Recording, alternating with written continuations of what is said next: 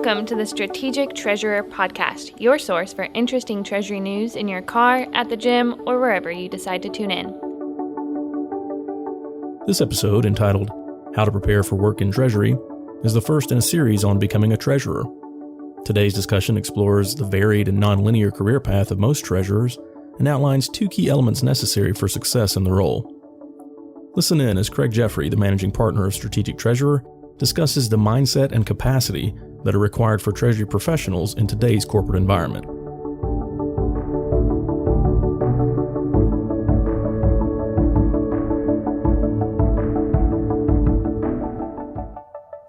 Welcome to the Treasury Update podcast. I'm Meredith Zonsius, the Communications Manager at Strategic Treasurer, and I'm sitting here with Craig Jeffery, our Managing Partner and Founder. Today, we're excited to kick off a series of episodes on becoming a treasurer. We will explore questions around becoming a treasurer, including how to prepare, what needs to be measured, how to communicate effectively, how to develop a team, and how to get the resources you need. Thank you, Meredith. Glad to be here.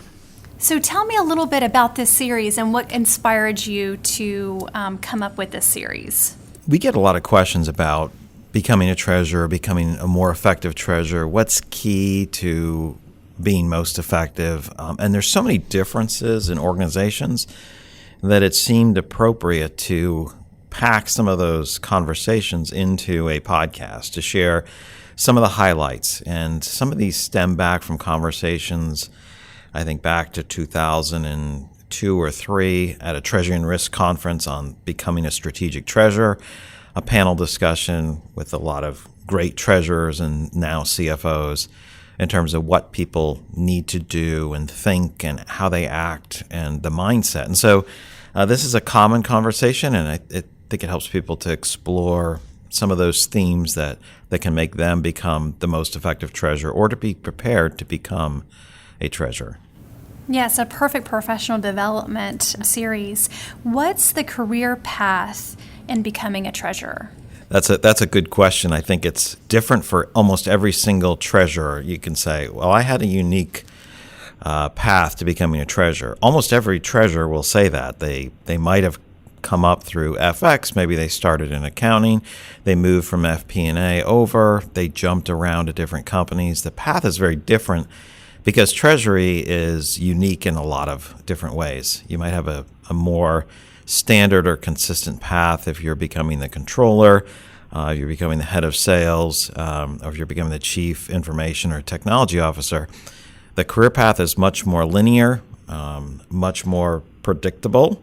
Not that those are all predictable, but much more predictable than a treasurer. It's very much varied and different. Great. So if someone decides, hey, I would like to become a treasurer, how would one prepare to set on that path? Yeah, so I think when someone wants to, move up in an organization and maybe focus on a broader macro or global type role like a treasurer role, there's a couple things that they need to do to prepare. They need to be intentional about a few things. Now, this is not a comprehensive list, so don't hold me to just these items. But there's two key things. One is a process of thinking. It's the mindset that someone has in approaching the organization, approaching the business and their particular role in it.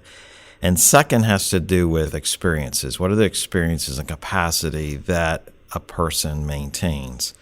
I think I'll begin with mindset. For mindset and capacity, I'll start with capacity. What do you mean by capacity? Well, capacity, I guess I'll talk around it rather than answer it directly. So I think some of it has to do with a deep expertise versus being well-rounded. Now, a normal career path in finance, in treasury, in finance, someone has some deep analytical experience or they're very deep in a particular area. They become masters of a subject, of an area, and they're extremely well skilled in that. Then they take on another role and they want to make sure they master 99% or more of that area. So there's an element of mastery of subject matter. Now, as you move up in an organization, unless it's a small organization, you're going to reach a limit. You're not going to be able to know 99.5% of every single area in a large organization with treasury. There's just too much content, but you have to be a generalist as well. So you're going to start off in your career and excel by going extremely deeply in a particular area. And then you have to move and shift to become more well-rounded, being able to take a macro view, understand what's going on globally, know enough about the different subject matter so you can communicate well, but you might have individual experts that are working for you on your team that you call in for particular topics. And that's just part of growth, becoming an excellent generalist and strategist, as opposed to starting off becoming an expert in particular areas. What kind of companies would be good for a treasurer to begin with? Yeah, that's a hard question, because if you want to become treasurer, you definitely want an experience where you're going to run into a lot of different areas where you can put on different hats in treasury. There's a lot of different hats that go deeply. So a smaller treasury might have 3, 4, 5 people, and everyone has to wear a lot of hats. And so that's excellent for becoming well-rounded. Now, if you want to become an expert in foreign exchange or in in-house banking or debt, working in a very large organization where you can be extremely specialized, there's some benefit there too. So I think there's a bit of a trade-off. So wherever you are is a good fit. You might enjoy working for a smaller company wearing a lot of hats and then moving to a larger company where you become a specialist. I think there's some challenges to each of those. It's easier to become specialized in a very large firms. Like I'm in charge of debt that comes due within 6 months. I'm in charge of investments that are 1 to 5 years. They become extremely specialized, become extremely knowledgeable in those particular areas. But then that becomes limiting in another way. So if you really want to become specialized, the large organizations are going to have those extreme niches, whereas you will naturally have to wear more hats in a small organization. So, but there's different roles in different organizations. So I don't know that there's a perfect path that I can offer generally, but either place you can see how you build skills deeply and broadly. So bloom where you're planted. That sounds like a book, but yeah, I think so. Does preparing mean moving companies? It certainly can mean moving companies. I think as you move in your career path, you have to take ownership of it. People that are in the later stages of their career are probably more used to staying for very long periods of time at one company. People that are newer in their career are used to jumping around. What's in it for my development moment by moment? So I think you do have to take ownership of your career. When you're younger, I know myself, I think a lot of people are a lot more impatient when they're younger. They want to gain all the experiences in a year, and you can't gain, a decade or 2 decades worth of experience in an 18-month time frame. So there could be really good opportunities. There's a sense where you need to be patient and a sense where you need to make sure you pursue those things that are going to help you in your career. And those should align with most organizations if you're pursuing both of those interests. How can I help the organization most effectively? How can I develop my career? They shouldn't be completely at odds with one another. Are there differences in the treasurer role based upon what type of organization it is? I think that there are indeed. So a smaller or an organization that's very debt-oriented, that acts very differently from an organization that's spinning off a lot of cash. One is much more of an investment manager and pursuing things that way, where someone else will become an expert at forecasting, planning, and usually has a much deeper, richer view of relationships than someone who's AAA or AA rated firm where everyone's begging to lend them money. There are certainly differences there. I know a lot of companies offer mentorship programs and, for professional development. Do you think there's a lot of value in mentorship? I'm not sure I'm well qualified to answer that question. I know some people really love it, where there's a formal program and you have a mentor, there's a mentor-mentee relationship, and it's run through some central organizations. For some people, that formality works really well. And others fall into it by, they're intentional in terms of saying, how can I help someone along in their career? Or they're intentional saying, I want to learn from, this person or these people over time and have a sponsor. So whether it's formal or informal, people are responsible for getting the advice they need. And so if there's a formal program and that's a good way to do it, go for it. If not, make sure you're asking people that will, pour some of their time and advice into you to do that. And you'll find the people that they're eager to see the organization succeed through people, and those that only care, about getting to the end of the day. So that leaves a mindset. Yeah, so we talked earlier about capacity and this, being well-rounded versus a deep expertise. I think that there's a couple things about mindset. I'm not sure I'm going to cover these in a particular thought-out order, but these are some of the top items, the items that bubble to the surface. So, one is the mindset of linear versus global, and this is, you can think of learners this way. I'm not sure where I picked that phrasing up, but the linear thinker has to see things in order. They have to progress. And there's many things in life that things are in an order. It's one follows the other. We have to have all the facts before we can come to a conclusion. There's also the global thinker who takes in much data all at once and then can put that together in some sort of framework or rubric that helps them understand and quantify level of risk, issues, etc. There's an aspect about deep expertise that being very linear, methodical, pays off very well, has to be done. And you can think of different disciplines, particularly accounting, some areas of treasury. You have to have someone get these things right, make sure you're not transferring things to the wrong accounts, for example. But when you think about a treasurer role, they have to be able to think globally and think about what's going on in the organization in its entirety and quickly sum up something, sum up a situation or ascertain what's going on and say, there's too much risk here, we need to move in this direction, or here's where we're going to focus our energy.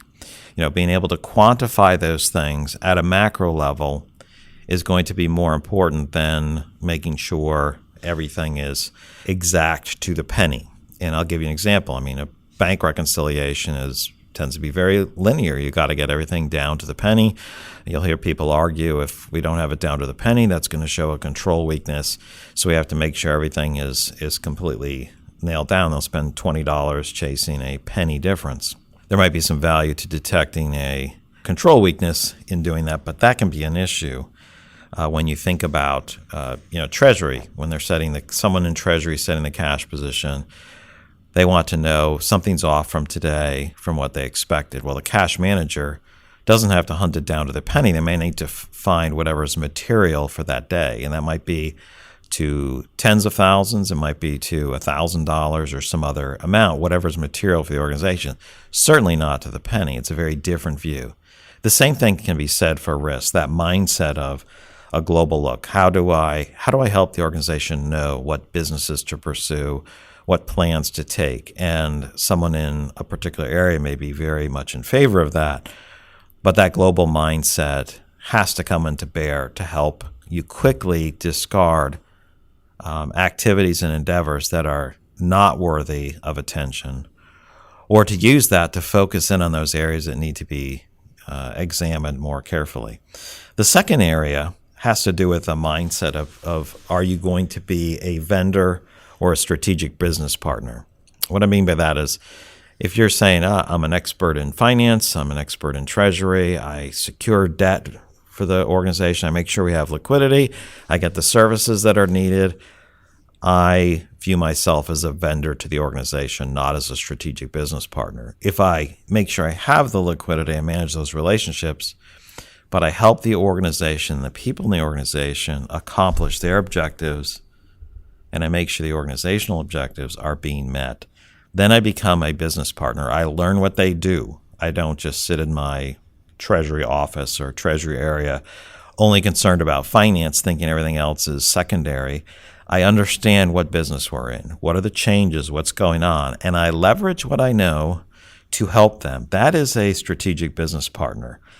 And understanding the business means I've got to get out in it. I need to go tour the plant. I need to of a medical facility, maybe I go and see operations at night. I understand what's going on. I see how things work so that I have context. And when people see you doing that, that helps them know you're serious. And when you do that, you understand things at a level that you didn't before. And now you can connect with people because you understand the specifics of whatever industry vertical you're in or verticals that you support makes sense. So that's one. Understand the business means being a strategic business partner. So being engaged in the business and having a more holistic approach positions you for success. It certainly does. I mean, that whole let's understand the business and look at what's driving the business, understanding the issues allows you to be much more of a solution provider and have a realistic seat at the table where you're providing the type of advice that keeps you at the main table. So the second area has to do with our view of communication. So when I think of communication for Treasury is who's the recipient? Well, it might be executive management who may have maybe not even experience with finance, or maybe they're focused, they grew up out of accounting or sales. They may have no clue what Treasury does, what its purpose is. And if you view communication as I told them once, I sent a memo to them 3 years ago about it, you're going to be disappointed, and you're doing it to service. You're doing a disservice to them because you'll be like, hey, I told you what risk management was, our hedging plan, our hedging strategy. We're going to do these things to bring our risks in line with our risk appetite, what we really wanted to bear. And it's doing that. And then you're going to get frustrated 3 years later when someone from accounting or someone in sales or someone in another area says, we could have done better if we hadn't hedged any of these items. And I've heard Treasury people go crazy because they're like, they don't understand that our purpose was to bring our risk in line, like an insurance policy. Well, they don't understand that. And if you think they understand it with one time, you're wrong. You have to continually emphasize what Treasury does, why it's important in terms that they can understand in a manner that helps them understand what you're doing. And if you can't explain that, it's not going to work. And if you have the mindset that communication is a one-time event, it will never work. And you need to make sure you don't try to become a treasurer if you're not going to take on that communication role. You can be an expert very deep and someone else can communicate that to the rest of the organization, but you have to be able to communicate those things if you're going to be the treasurer. You may not be the most analytical and be the treasurer, but you can communicate to people from different disciplines. And that's extremely important. And too many people don't catch on to that. So good communication skills is actually imperative if you're trying to influence the person at the organization to make a decision that will help save the company money or on investments of where to invest the money. It is. And it is imperative that you make sure that the recipient understands what you're saying again and again.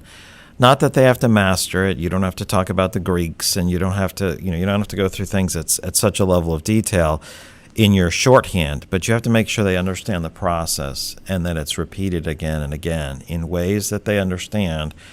Then it's emphasized. So when you made money on your hedges, for example, you don't say, hey, this is a great thing. Generally, you might say, well, we did make money on our hedges. We lost on our underlying exposure. This is fine. Some of our competitors weren't hedged or they were hedged, and this did exactly what we wanted, and this is fine. We hedged 70% of what we had. We made money on our hedges, but we still lost on 30%. This was good protection because it kept it in line with what we had. We paid for the insurance. We had to use it. It'd be better if we didn't have to use it, but we did pay for the insurance. The other area, Meredith, I think is taking a long view of success in terms of a mindset. What's a long view of success? Now, I talked about some of that with communication in terms of long and short view, but that's not what I mean here. I think of the long view of success as building a track record of results. And that concept of you earn your stripes, you have success and then you continue to expand what goes on. And I can think of examples of great Treasury people who have, on an opt-in basis, put in some type of service, whether it was a payment hub, an insurance company, or started to address price fluctuations on the commodity side They worked with someone who was willing to work with them. They helped the process run smoothly. They achieved success. And the next group was willing to join in. And then after a while, everyone had to do it because this was clearly the best way to do things. Treasury knew what was going on. So if you build a track record of success, you're not trying to beg people to join in. They're going to join in, and then you're going to be able to enforce things in terms of the Treasury mindset, and that Treasury owns cash, Treasury protects the payments, Treasury ensures that there's adequate liquidity. So I think those are a couple of the key items there, taking that long view of success. And then finally, if I can circle back to one of the earlier topics on the mindset, we talked about being a vendor, a strategic business partner, and I mean what I'm going to say now in a, I would say, healthy way. It doesn't quite sound that way. When you say you have to be thoughtful when you're talking with the business about their plans for the future, because they generate lots of ideas. Some of those ideas are good. Some of those ideas are good and need to be refined. Some of those ideas are not good. They present risks that people would not think of. Being a treasurer, being a thoughtful treasurer, being an appropriate and strategic treasurer, if you would bear that use of our company name, is being the adult in the room and making sure they understand the trade-offs and why this might be a risk, or think of ways around them if you can. Now, sometimes you just need to say this is no good because of this reason, and here's why in broad terms. It's like that's not going to generate the money that you expect it to because it's going to create a particular situation. So that's that one end of being the thoughtful finance person in the room. And I think the other is exactly what we talked about at the end about building a track record of success, is that you have to be practical. It can't just be, pie in the sky. It has to be, we get things done. We accomplish things. We support the business when they need it in an excellent way, so that you're talking about the right types of strategy, but your group is also functioning well on the operational side. That's excellent advice. So what will the next section cover? So the next section in the series is about what do you do when you become the treasurer. So we will talk about now you become the treasurer. What do you do, particularly in the beginning, in the first part of your role as the treasurer? What's crucial for that? I'm looking forward to that conversation. You've reached the end of another episode of the Treasury Update podcast. Be sure to follow Strategic Treasurer on LinkedIn. Just search for Strategic Treasurer.